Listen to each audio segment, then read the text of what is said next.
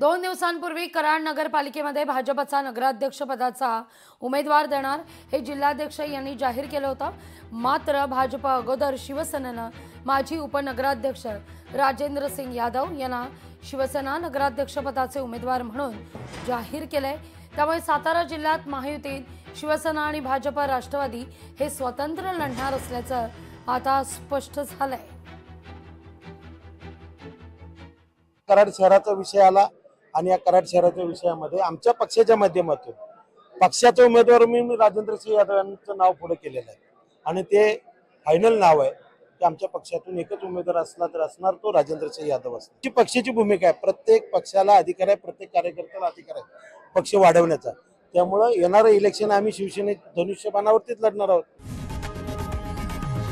लोकशाही मराठी ऐका, पहा, जागरूक रहा।